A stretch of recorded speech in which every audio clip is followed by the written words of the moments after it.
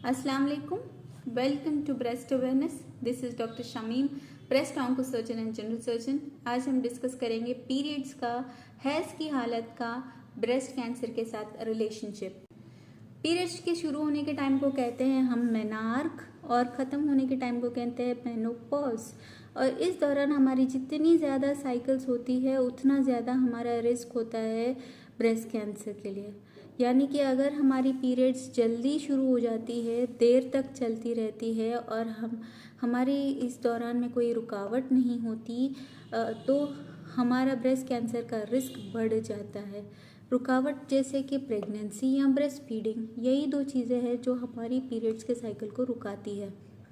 तो अगर हमारे पीरियड्स देर से शुरू होते हैं और जल्दी ख़त्म हो जाते हैं और हमारी लाइफ में प्रेगनेंसीज होती है मल्टीपल और हम ब्रेस्ट फीडिंग देते हैं तो ये हमारी कैंसर के रिस्क को डेवलप होने के रिड्यूस करती है, कम करती है।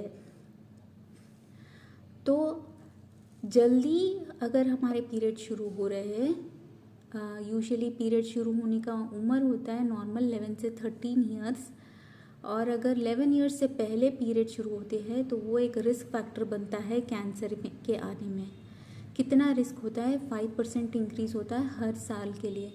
यानी कि अगर 10 ईयर्स की उम्र में अगर पीरियड शुरू होती है तो उनका रिस्क होता है 5% ब्रेस्ट कैंसर के लिए, और अगर 9 ईयर्स की उम्र में अगर पीरियड शुरू होती है तो उनका रिस्क बढ़ जाता है 10% के लिए, 10% तक ब्रेस्ट कैंसर डेवलप होने के लिए।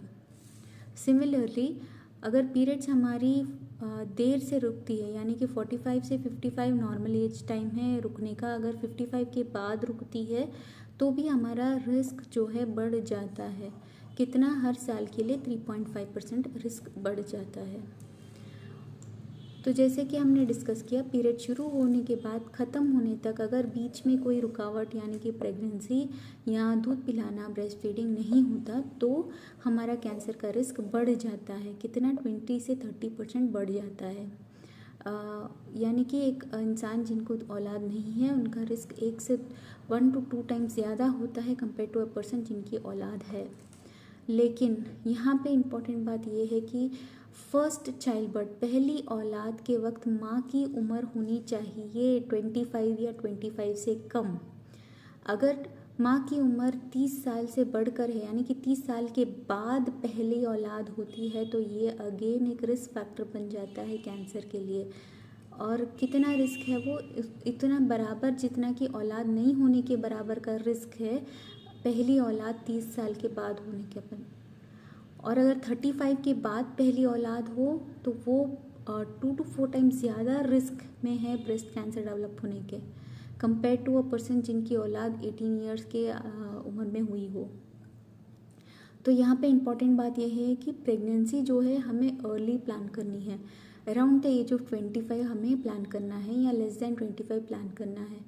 मोर देन 30 अगर प्रेगनेंसी रहेगी, फर्स्ट प्रेगनेंसी, वो हमारे लिए ब्रेस्ट कैंसर आने के में एक रिस्क बन जाता है।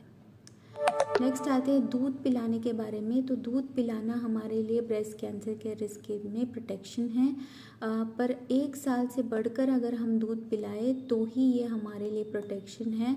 4 से 14% रिस्क रिड्यूस करता है ब्रेस्ट कैंसर आने का।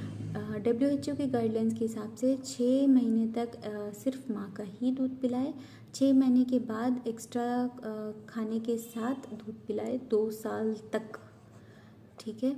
नेक्स्ट है ओरल कॉन्ट्रासेप्टिव पिल्स, जो कि यूज़ करते हैं कॉन्ट्रासेप्शन के लिए। तो ये भी रिस्क इंक्रीज़ करती है ब्रेस्ट कैंसर की अगर 10 साल तक यूज़ करें तो 1.2%। और अगर हार्मोन रिप्लेसमेंट थेरेपी, हार्मोनल गोलियां होती है जो पीरियड्स रुकने के वक्त यूज़ करती है, ये भी ब्रेस्ट कैंसर के रिस्क को इंक्रीज़ करती है अगर 5 साल तक यूज़ करें तो इन जस्ट हमारा ये है कि एज एट मेनार्क जो है हमारा अर्ली होना चाहिए। यूजुअली ये डिले क्यों होता है? एज एट मेनार्क जो है हमारा अर्ली नहीं होना चाहिए। यूजुअली अर्ली क्यों होता है? क्योंकि because of the reasons like मोटापा, स्ट्रेस या केमिकल एक्सपोजर की वजह से यूजुअली ये चीज़ें हैं जो पीरियड्स की एज को जल्दी करती है। और प्रेगनेंसी का एज जो है हमारा अराउंड 25 होना चाहिए। मल्टीपल प्रेगनेंसीज प्लान करनी चाहिए और फीडिंग देना चाहिए